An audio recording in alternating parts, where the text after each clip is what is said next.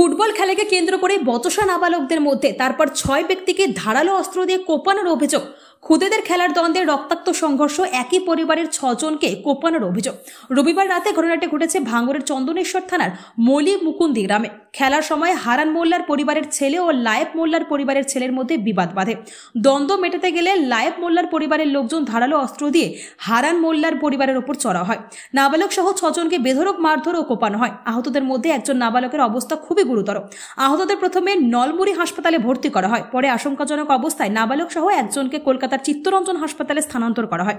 ঘটনার খবর পেয়ে চন্দনেশ্বর থানার পুলিশ ঘটনাস্থলে পৌঁছে তদন্ত শুরু করেছে। ঘটনায় ব্যাপক চাঞ্চল্য ছড়িয়েছে এলাকায়। স্থানীয় বাসিন্দাদের মধ্যে আতঙ্কের পরিবেশ তৈরি হয়েছে। বাড়ি বাড়ি নিয়ে বিচার মারধর করেছে, কোপাকুপি করেছে, হেসে নিয়ে আমাকে সবাইকে কুপিয়েছে। কারা? আমার চাস্তো ভাইরা। কি কারণ? এমনি বাচ্চা নিয়ে ঝগড়া হয়েছে, তাই নিয়ে কোপাকুপি করেছে। আমরা তো জানি না যে আমাদেরকে মারধর করবে। ওরা সব বাড়িতে বড় বড় হেসে ছুরি নিয়ে এসে আমাদের কোপালে। কজনকে? আমার 6 জনকে প্রায় মারধর করেছে। আচ্ছা, আপনার নাম? আমার নাম মিরাজুল মোল্লা। কোন জায়গায় হয়েছে? মলিমাকুন্দ।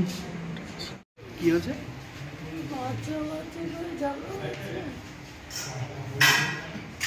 আপনাদেরকে মারা হয়েছে?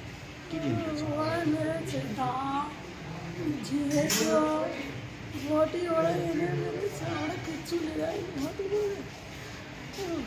কজনকে মারতে পারে? কজনকে? একটা বাচ্চা আছে? আমার বাচ্চা। আপনার বাচ্চা? কোন জায়গায় আছে?